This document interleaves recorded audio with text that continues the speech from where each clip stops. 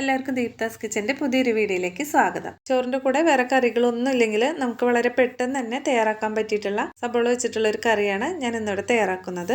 ഇത് വീട്ടമ്മമാർക്കും പിന്നെ ബാച്ചിലേഴ്സിനൊക്കെ വളരെ എളുപ്പത്തിൽ തന്നെ വീട്ടിലുള്ള ഇൻഗ്രീഡിയൻസ് വെച്ചിട്ട് ചെയ്തെടുക്കാൻ പറ്റിയിട്ടുള്ള നല്ല ടേസ്റ്റി ആയിട്ടുള്ള ഒരു കറിയാണ്. അപ്പോൾ ഈ ഒരു കറി നമുക്ക് പെട്ടെന്നൊന്ന് തയ്യാറാക്കിയിട്ട് വരാം. ഇതിന് വേണ്ടിയിട്ട് ഞാനൊരു ചീനച്ചട്ടി അടുപ്പത്ത് വെച്ചിട്ട് ഇതിലേക്ക് 2 ടേബിൾ സ്പൂൺ വെളിച്ചെണ്ണ ഒഴിച്ചു കൊടുത്തിട്ടുണ്ട്. വെളിച്ചെണ്ണ നന്നായിട്ട് ചൂടായിട്ട് വരുമ്പോൾ ഇതിലേക്ക് 1/2 ടീസ്പൂൺ കടുക് ചേർത്ത് കൊടുക്കാം. ഇപ്പോൾ കടുകൊക്കെ ഒന്ന് പൊട്ടി വരാനായിട്ട് തുടങ്ങിയിട്ടുണ്ട്. ഈ ഒരു സമയത്ത് 1/2 ടീസ്പൂൺ ഉലുവ ചേർക്കാം. അപ്പോൾ ഉലുവയുടെ കളറൊക്കെ മാറിയിട്ട് നന്നായിട്ടൊന്ന് മൂത്ത് വന്നിട്ടുണ്ട്. ഈ ഒരു സമയത്ത് 1/2 ടേബിൾ സ്പൂൺ വെളുത്തുള്ളി ചെറുതായിട്ട് അരിഞ്ഞെടുത്തിട്ടുള്ളതാണ്, ഇതും കൂടി ചേർക്കാം. ഇനി വെളുത്തുള്ളിയുടെ കളറൊക്കെ ഒന്ന് മാറി വരണം. ചെറുതായിട്ടൊരു ലൈറ്റ് ബ്രൗൺ കളർ വന്നിട്ടുണ്ട്. ഈ ഒരു സമയത്ത് ഇതിലേക്ക് 2 സബോള ഞാൻ കട്ട് ചെയ്ത് വെച്ചിട്ടുണ്ട്, ഇതും കൂടി ചേർക്കാം. സബോള ഞാൻ ഈ ഒരു ഷേപ്പിലാണ് സ്ക്വയർ ആയിട്ടാണ് കട്ട് ചെയ്തെടുത്തിട്ടുള്ളത്. ഇപ്പോൾ ഇതേ ഷേപ്പിൽ തന്നെ വേണമെന്നില്ല, നിങ്ങൾ വേണമെങ്കിൽ നീളത്തിലോ വേറെ ഏതെങ്കിലും ഷേപ്പിലോ ഏത് രീതിയിലാണെങ്കിലും കുഴപ്പമില്ല. ഇനി സബോളയൊക്കെ ഒന്ന് മൂത്ത് വരണം. നന്നായിട്ട് മൂപ്പിച്ചെടുക്കേണ്ട ആവശ്യമില്ല. ഇതിൻ്റെ കളറൊക്കെ ഒന്ന് മാറിയിട്ടൊന്ന് ഒരു ലൈറ്റ് ബ്രൗൺ കളറിൽ വന്നാൽ മാത്രം മതി. ഇതിലേക്ക് 1-2 തണ്ട് കറിവേപ്പില ഇട്ട് കൊടുക്കാം. പിന്നെ എരിവിനനുസരിച്ചിട്ട് പച്ചമുളക് ചേർത്ത് കൊടുക്കാം. ഞാനിവിടെ ഇതുപോലെ 2 ചെറിയ മുളകാണ് എടുത്തിട്ടുള്ളത്. 1 ടീസ്പൂൺ മുളക് പൊടി. കറിക്ക് നല്ല കളറൊക്കെ കിട്ടണമെങ്കിൽ 1/2 teaspoon Kashmiri red chilli powder ഉണ്ടെങ്കിൽ അതും കൂടി ചേർത്ത് കൊടുക്കാം. 1/2 ടീസ്പൂൺ മഞ്ഞൾപ്പൊടി, 1 ടീസ്പൂൺ മല്ലിപ്പൊടി.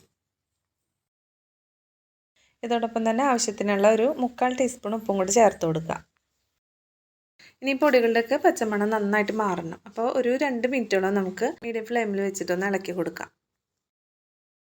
ഇപ്പോൾ ഏകദേശം പൊടികളൊക്കെ നന്നായിട്ടൊന്ന് മൂത്ത് വന്നിട്ടുണ്ട്. ഇനി നമുക്ക് പുളിയാണ് വേണ്ടത്. ഒരു ചെറുനാരങ്ങ വലുപ്പത്തിലുള്ള പുളി ഞാൻ വെള്ളത്തിലിട്ട് നന്നായിട്ട് പിഴിഞ്ഞെടുത്തിട്ടുണ്ടായിരുന്നു. അപ്പോൾ പാകത്തിനുള്ള പുളി നമുക്കിതിലേക്ക് ഒഴിച്ചു കൊടുക്കാം. പുളി കൂടിപ്പോകുന്ന പേടിയുള്ളവർക്ക് ഇപ്പോൾ കുറച്ച് ഒഴിച്ചു കൊടുത്തതിന് ശേഷം കറിയൊക്കെ തിളച്ച് വരുന്ന ഒരു സമയത്ത് നോക്കിയിട്ട് പാകത്തിന് ഒഴിച്ചു കൊടുത്താലും മതി. ഇനി നമുക്കിതിലേക്ക് ഈ സബോളയൊക്കെ നന്നായിട്ടൊന്ന് വെന്ത് വരാൻ ആവശ്യമായിട്ടുള്ള വെള്ളം ഒഴിച്ചു കൊടുക്കാം. അപ്പോൾ ഞാനിവിടെ 1 ഗ്ലാസ് വെള്ളം ഒഴിച്ചു കൊടുക്കുന്നുണ്ട്. ഇതിലേക്കൊരു 1/4 ടീസ്പൂൺ കായംപൊടി ചേർത്ത് കൊടുക്കാം.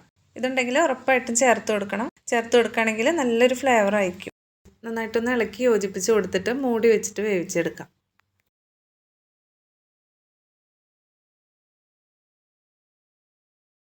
മൂടി വെച്ച് കൊടുത്തിട്ടുണ്ട്. തീരെ മീഡിയം ഫ്ലെയിമിൽ വെച്ച് കൊടുക്കാം. ഇടയ്ക്ക് മൂടി ഒന്ന് തുറന്നിട്ട് ഒന്ന് ഇളക്കി കൊടുക്കണം. ഇപ്പോൾ സബോളയൊക്കെ നന്നായിട്ട് വെന്ത് കറി നല്ലപോലെ കുറുകി വന്നിട്ടുണ്ട്. നിങ്ങൾക്കിത് ഒഴിച്ചുകറി ആയിട്ടാണ് കുറച്ചുകൂടി ഒരു ലൂസായിട്ടാണ് വേണ്ടതെങ്കിൽ നേരത്തെ നമ്മൾ വെള്ളം ഒഴിച്ചു കൊടുക്കുമ്പോൾ ഒരു 1/2 ഗ്ലാസും കൂടി വെള്ളം കൂടുതൽ ഒഴിച്ചു കൊടുത്താൽ മതി.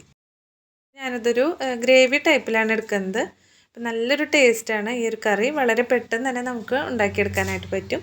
ബാച്ചിലേഴ്സിനായാലും അതുപോലെ പ്രവാസികൾക്കായാലും നമ്മുടെ വീട്ടിൽ പെട്ടെന്ന് കറിയൊന്നും ഇല്ലാത്തൊരു സമയത്ത് വളരെ പെട്ടെന്ന് തന്നെ ഉണ്ടാക്കിയെടുക്കാൻ പറ്റിയിട്ടുള്ള ഒരു കറിയാണ്. അപ്പോൾ ഇതെല്ലാവരും ഒന്ന് ട്രൈ ചെയ്ത് നോക്കണം. ഈ ഒരു വീഡിയോ നിങ്ങൾക്ക് ഇഷ്ടപ്പെടുകയാണെങ്കിൽ ലൈക്ക് ചെയ്യാനും സബ്സ്ക്രൈബ് ചെയ്യാനും അതുപോലെ അഭിപ്രായങ്ങളൊക്കെ കമൻറ്റിലൂടെ അറിയിക്കാനും മറക്കരുത്. വീണ്ടും അടുത്തൊരു വീഡിയോ ആയിട്ട് കാണാം. താങ്ക്